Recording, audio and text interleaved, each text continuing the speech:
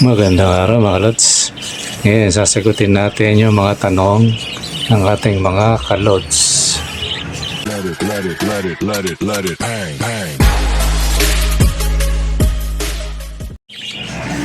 Magandang araw mga lods. Ayan. Totally ngayon mga tanong yung sasagutin natin, pero bago yun iyan ko uli yung natin, yung raffle. Malapit na to mga lods. Ilang araw na lang. Kaya sali na kayo mga lods. Tapos yung mga yung gustong sumali, maraming nag-text sa akin pero walang response. Kasi ito mga lods, pinapauna ko na. Pag yung last 2 minutes kayo biglang sasali, kasi ang ginagawa ko mga lods, bago yung raffle, bawa at 30 yung raffle natin, ano pa lang yun, 29 tinitigil ko na yung tanggap ng entry mga lods. Kasi iniiwasan ko magulo yung ating listahan. Kasi baka mamaya, ang tagal nagantay itong mga to, tapos biglang may papasok, tapos siya yung mananalo, makapagdudahan, di ba, Mahirap yun. Kaya pinakamaganda, yan, itong mga panahon na to, kung gusto nyo sumali, sali na kayo. Kasi kung 29 pa kayo, baka hindi ko natanggapin yan. Lalo na, 29 ng hapon, Although, dideclare ko to talaga, Kaya depende na lang sa oras. Kung maaga-aga siguro kayo, ayun, pwede. Pero kung last 2 minutes na mga lods, yun, baka magaya kayo doon sa isang subscriber natin na biglang tumaya, hindi nag-chat sa akin, kaya ayun, hindi ko na tinanggap yung niya, yung kanyang entry.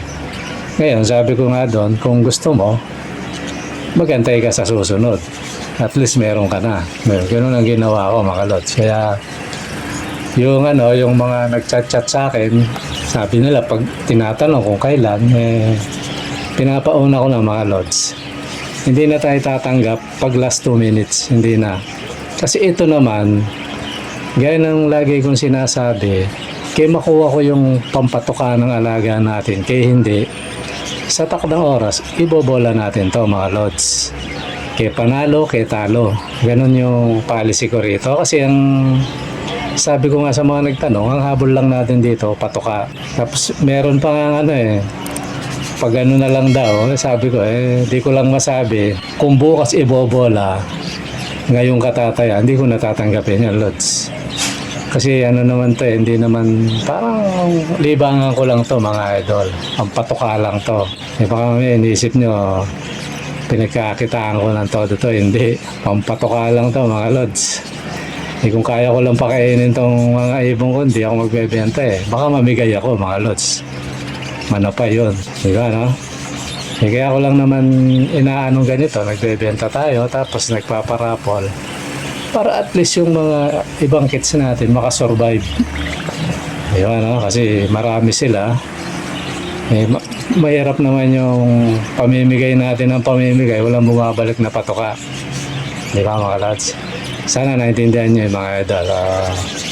Sali na kayo kasi ang naman, sinabi ko naman Pag yan, siguro mga 3 days o mga 3 days siguro, ko na yon na kung anong klase yung mga baka ipakita ko. Pero sasabihin ko na anong klaseng mga anong klaseng mga tag neta, mga mutation. Spangle, yan. Tapos mga dominant. Tapos may normal para selective. Yan yung mga natin. Kasi opaline, parang ayoko ilabas yung mga opaline mga lads. Okay mga lads, ayan lang at balik na tayo sa ating mga tanong. So ngayon ang tanong ng ating kalods, iuna na natin si Mark Ostonal. Ayan. Yung tanong niya, sabi niya, mature na ibon pero inaaway, ayaw magpares, sabi niya. Di ba Ibig sabihin to na totally nag-text sa akin, kaya sabi ko nga, mag-chat ka sa para pakinabangan. Ngayon sabi naman niya yung misis daw niya, yun yung laging nanonood daw yun. Tama naman, medyo familiar na sa akin itong si commander niya. So siguro dalawa na sila sa account na yon. So ngayon ito yung sagot ko dun sa tanong mo kahapon. Kasi totally yun ang sabi niya pala mga lods. Mature na yung ibon niya pero ayaw magpares tapos inaaway. So yun ang totally particular na tanong niya. Binigay lang daw sa kanya yon yung ibon na yon. So ito ngayon yung mga lods. Una-una dapat inalam mo bakit binigay yung ibon sa'yo, di ba, no? Kasi bakit ko natanong yun o nasabi? Kasi ganito, baka mamaya may attitude yung ibon kaya binigay sa'yo. Lods, di ba, no? Ito ano lang, sa pantaha ko lang. Possible kasi yun eh. Baka mamaya kagaya sa nung breeder ko na nag-aano sila yun sa akin niya. Nagme-mate sila eh, pero nag-aaway. So minsan sa pag-aaway nila, nadadamay yung mga inakay nila. So, hindi magandang breeder yon. So, baka ganun yun. Maaaring nangaaway yung cock, nangaaway yung hen. Diba, no? Siguro, kahit saan mo ipares, ganun. Kaya, maaaring possible na kaya binigay na sa iyan. Iyon, possible lang, ha? Mga posibilidad lang yun, lots. So, yun yung isang dahilan, ano? Pangalawa, sabi mo nga, mature na, pero nag-aaway. So, eto yon. May nabanggit ka, maliit yung kulungan. Di ba, no? Hindi mo na sabing particular kung gaano kaliit. Kasi ako, meron din namang kulungan dito na nagbe-breed ako. Maliit din, Lods. Siguro ang sukat niya, ano lang eh, 30 by 40. Ang sukatin mo pahalang na gano'n sa harap, 30. Tapos patayo, mga 35 lang. Tapos pahaba 40. Nasa loob lang yung ano, yung nest box. Pero nagbe-breed naman, nuts. Di ba, no? Although pwede rin ganun yun na maliit ang kulungan, may irita kasi baka sanay sa kulungang malaki yung dati.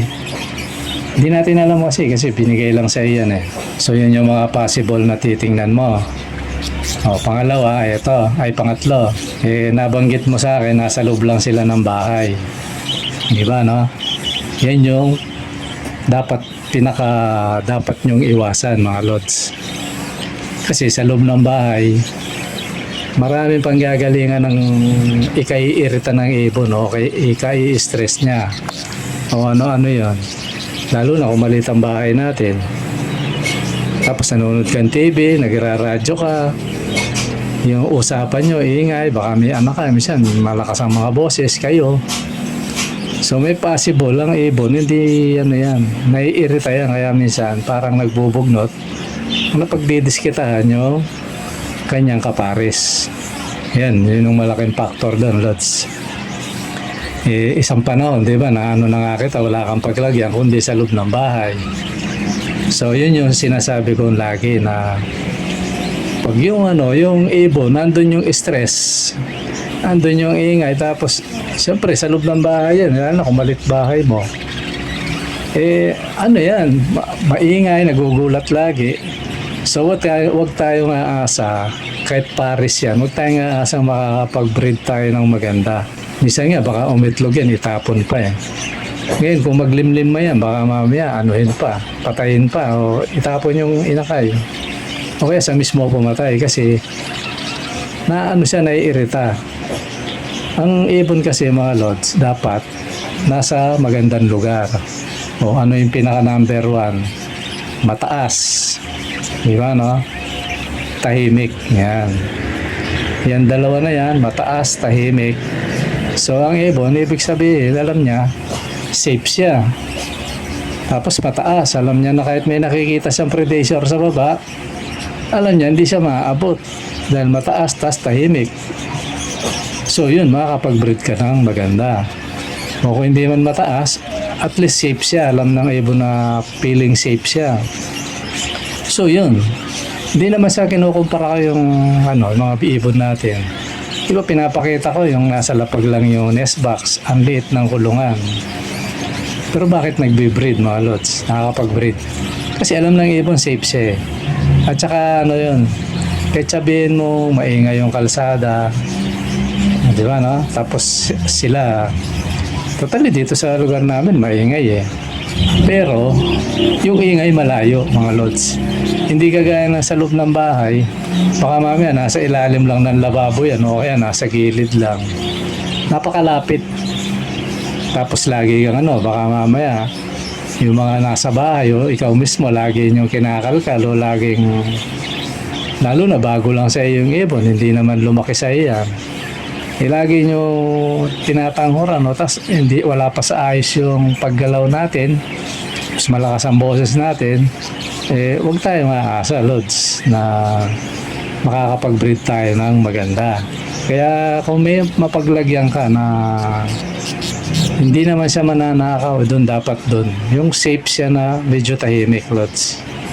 Yun yung payo ko sa'yo na pwede kong ibahagi. Kasi kahit anong gawin natin, kung yung kategorya na dapat sa ibon hindi natin magawa, huwag tayong aasa, lods. Ganun yun, mga idol. Ito para sa lahat na siguro, para at least malaman na hindi ganun ang ng ibon, mga lods. Kasi ang ibon, may isip din yan. Alam niya yung yung ikaw man. Tanungin kita. Diba, ito, walang bastusan. Pagkokokok ka sa tapos nakikita mo, may tao, may maingay, tapos dinudunggol yung dingding mo. Diba, no? Palagay ko, ikaw na mismong tao, alam mo yun Baka mabuisit ka pa nga, labasin mo yung mga yan Diba, no? Istorbo ka O ano yung dapat sa kung yung pagtao. Diba nga, no? Kaya nga ginagawa ng karamihan yan sa gabi. Bakit sa gabi? Kasi tahimik. Walang disturb. Diba, no?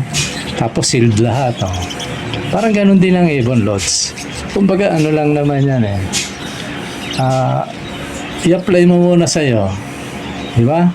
Kuhanin mo yung yung diwa ng ibon, i-apply mo sa'yo. O maiisip mo, di ganun din yan, lods. Diba, no? Kaya yan yung ko sa'yo, lods. Ihanap mo ng pwestong maganda yung ibon mo. Baka sakali, sundin mo rin yung tinext ko sa'yo. Lagyan mong partisyon. Ngayon, baka masabik.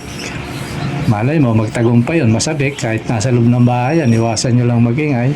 Pag nasabik yan, tapos, pag okay na, tanggalin mo yung partisyon.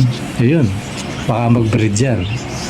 Pero ang pinakapayo ko, at least sana, double cage. Kasi paano papartisyonan yung maliit, diba, na cage. So yun lang mga lods, yung ko sa'yo, Mark Ostonal, yan.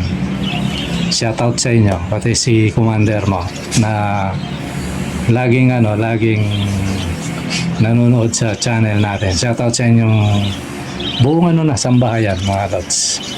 Okay, dito naman tayo kay hindi ko lang kung sino nagtanong na ito Ito pala, si Guis.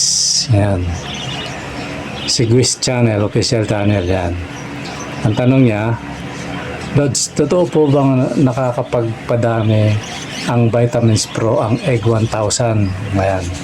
Ano yan Yan yung vitamin sa manok, mga Lods Kumbaga pamparami ng itlog. Ano naman yun? Hindi pa ako nakasubok niyan. Kasi pang yan Iba kasi yung pang manok sa pang Pero yan, ginagamit ng ibang mag-iibon yan. Ang na yan, ang vitamins na yan. Alam ko pang paano yan Di ko lang kung kasama na yung pampapertil dyan. Kasi ako mga lods, unang-una, hindi naman tayo tumatanggi sa mga ganyan. Isang panahon, gumamit din tayo niyan. Kaya lang, wala tayong pambili, mga lods, diba, no? Pero kung kayo may pambili, yun, walang masamang mag-try. Ganito yan, lods, kung gusto mo subukin yan, kung may ibon ka, alam ko may nabibili na karipak. Kung di ako nagkakamali, 25 pesos lang yata. Kasi yung niyan, may 500 yata o 600 yung 1 kilo ba yun? Basta marami kasi yan Ngayon, kung pang ibon lang, may nabibiling niyan. May nabibiling nakaripak lang. 25 pesos yata. Try mo, Lods, kasi ako hindi pa ako nakaano niyan. Pero marami nang nagsasabi na mahusay yan. Yung na yan. Pero dapat, ganito, Lods. Kasi, Mamaya binaytamin mo, tapos tamad yung kak. Diba, no? Dadami nga itlog, baka infertile naman. So, ang ano dyan, ang sistema, ganito mga lods. Ang gawin mo, yung kak yung ano, alagaan mo na yung ganahan siya, di ba, no? Kagaya mga method na tinuturo ko, yan, pwede rin siguro yan. Ang alagaan mo yung kak, kasi pag ang kak, aggressive, lalo na kung mature din yung hen, mabilis. Pero kahit parehas mature dyan, tapos tamad yung kak, o kaya walang gana. Meron akong ganyan naalaga eh. Mga budget sila eh. Ano sila? Di kagaya ng mga common na parakeets lang. Masipag talaga silang mag-mate. Di kagaya ng ng budget napakabihira, kaya kung umitlog yun, minsan iitlog 4, pero mapipisa 2, minsan 1 lang. So siguro maganda alagaan mo yung kak. I-condition mo siya para pag nakakondisyon yan, hindi mo kailangan ng maraming vitamins. Pero i-try mo yan kasi naman yan eh. Pwede naman sa ibon yan. Kasi mga lods, hindi naman lahat ng vitamins uubra sa atin. Hahanap din tayo ng kamats ng ibon natin. Kahit sikat na produkto yan, kung hindi naman match sa ibon mo, hindi naman, sabihin, hindi tumatalab, useless yun. So hindi naman masama mag-try. Ganun lang ang sistema sa pag-ibon lods. Di subukin mo, tapos pag na-testing mo, ikaw mismo makapagpapatunay. Kasi ako, hindi ko pa sinubok yan eh. At saka, unang-una ako, sa panahon ngayon, nangongontrol ako mga lods. Ayoko magparami na, Kaya nagpalit ako ng breeder eh. Sabihin, pinahinga ko yung iba, tapos naglagay ako iba para ma-reduce kahit papano. Para matigil mo na saglit yung ibang breeder. Kasi lalo na magsa-summer. Ganun na lang yung gagawin ko kasi unang-una, marami na yung ibon natin. Kaya nga ina-out natin. Para lang, ang isang sistema ko para makontrol ko sila, pinapalit ko pinapahinga ko yung mga breeder. So yun lang yan mga lods. Huwag naman problema mo pamparami. Try mo lang lods, wala namang masama dyan eh. Yan, shoutout sa iyo, Quiz Official TV yan. Tapos ito naman, di ko na matandaan kung sa Facebook Messenger ba to o sa kasi ko lang eh. Parang tinype ko lang to pero hindi ko nakuha yung medyo matagal ng tanong to pero naman. At hindi ko nga alam kung nasagot ko na to pero sagutin na rin natin. Nakalimutan ko na kasi nagtanong eh. Ito yung tanong niya. Shoutout ka na ng Lods kung ka. Kung nasagot ko na ba to o hindi pa. Shoutout ka kasi tanong mo to eh. Nawaglit yung pangalan mo Lods. Ito yung tanong niya. Tanong ko naman Lods, sabi niya. After 3 clots, paano ko ipapahinga ang mga ibon, sabi niya. Lang naman yun, Lods. Kaya kailangan, pag dumadami na yung ibon mo, meron kang reserbang kulungan o flying cage. Tapos, dapat may tag yung mo. Kaya kilala mo yung mga breeder mo. Kaya ako ngayon, ginagawa ko yung pag nakabili pa ang kulungan, yung mga pagpapalitan, doon ko ilalagay yung mga pinapahinga ko. Kahit naman pagsama-samahin mo doon, pag wala naman pugad dyan, hindi naman yan. Hindi naman, kasi kailangan may pugad dyan para umitlog na umitlog. Kaya pag walang pugad, okay lang, nasa flying cage sila. So yun lang yung doon. Gusto mo ipahinga, lagyan sa flying cage. Kahit magkasama pa sila nun, okay lang. Kahit magkatsangan pa yung mga yan, okay lang naman yan kasi wala naman kasi wala naman pugad. At saka pag flying cage, ibig sabihin ng flying cage slots, malaki yung nakaka-exercise sila. Diba? Condition mo sila ron para pagbalik nila, mga 2 months o 3 months, okay na naman sila mga lods. Tapos may sunod siyang tanong, sabi niya, tapos gusto ko sana ibangga ang ibang kak sa ibang kak yung ibang hen. So medyo baligtad yata yung mga lods. Kung gusto mo ipahinga, tapos ito kung mali ako correct na lang. Kasi intindi ko rito, gusto niya ibang kak sa ibang hen. Baka mamaya nakatatlong cuts yan, tapos ibabangga mo sa iba, wag. Pahinga mo muna. Ipahinga mo. Kasi ako, ganito yung ginagawa ko, Lods. Kasi ang pagod naman talaga dyan yung yung hen eh. Yun yung nangingitlog, madalas magsubo, talagang pagod siya. So higit na lang kailangan ng pahinga yon. Kasi ako, ginagawa ko ganito. Ipapahinga ko yung hen. Tapos meron akong bakanting matured na hen. Kukunin ko yun. Yun ang ipapalit ko pansamantala. Mga isang plots. Ngayon, pag hindi, minsan, nagdadagdag na lang akong pag maganda yung breeding nila. Tapos yung dati, kung gusto ko ibalik, pwede naman yun. Di ba, no? Kaya ako, ginagawa ko mga lods. Pag nag-aano ako na, pag gusto ko ipahinga, tinitingnan ko muna yung mga buga. Ako sa totoo lang, hanggang 4 na clutch ako, minsan 5 pa nga eh. So hanggang sa 5 buga, ito huwag niyong gagawin kung hindi niyo kaya mga lods ha. Kasi baka mamatay ibon nyo. May diskarte ako dito eh. Pag tatapik natin yun, parang diskarte ko. Paalala nyo sa akin. Ang ginagawa ko, hanggang 5 clutch, 4 hanggang 5. So ibig sabihin, nakita ko na yung mga anak nun. O mga inakay, kung ano itsura. So ngayon, ipapahinga ko yung hen. Tapos kukuha ko ng ibang hen. Yung pares ng hen na pinahinga ko, ipapares ko sa ibang Baka ganun ang gusto mo sabihin, Lods. Di yun So ngayon, pag nagpares yan, hanggang 1 clutch lang, kung maganda yung breed nung pinahinga ko. Tapos ito, kumbaga, temporary lang tong isang hen. Pag nakabalik na yun, alisin ko na yun. Pero minsan, pag maganda rin ang buga, pinababayaan ko hanggang 3 clutch. Tapos pag okay na, 3 hanggang 4, gano'n.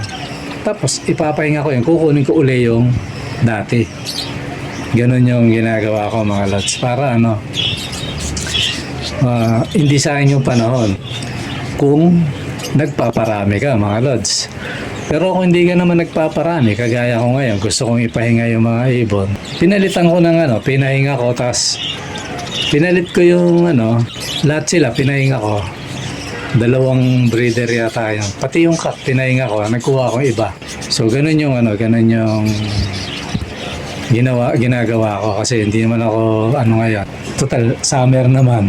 Kaya hindi ko kailangan magmadali kasi marami pa naman yung ibon ko.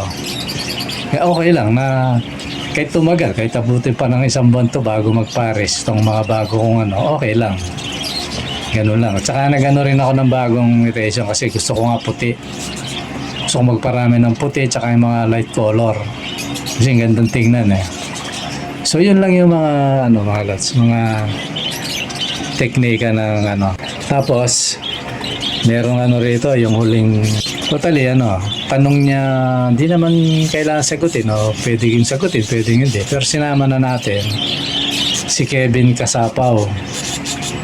Sabi niya, Lods, halimbawa, bibili ako sa iyo ng 1 pares. Ano yun? Sabi niya, entry na ba yun? Sabi niya. Hindi. Sabi ko sa kanya, although sinagot ko na to.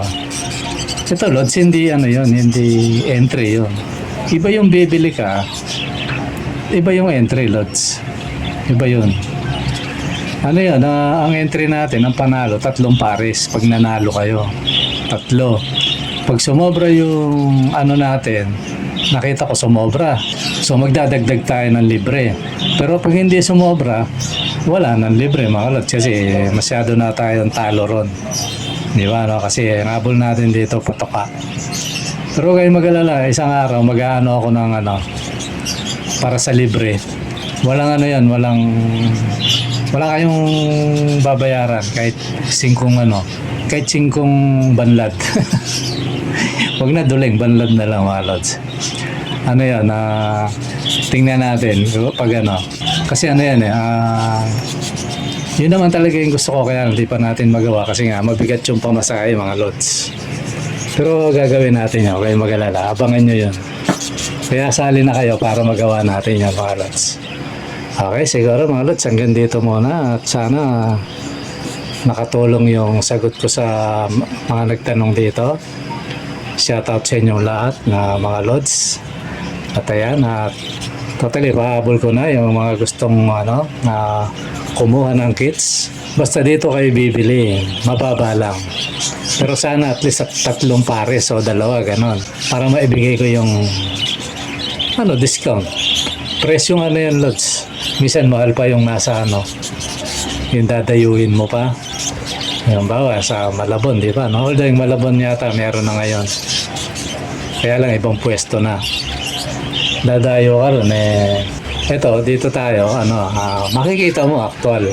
Tsaka sigurado mababalikan mo. Di ba, no? Minsan pa nga, ikaw ang pipili. So, pag ikaw ang pumili, di ba, no? Totally, sa lahat ng bumili rito, isa lang yung nag-declare sa akin na namatay daw yung niya eh. Ayan, hindi ko alam. Napakagandang ibon pa naman, malaki.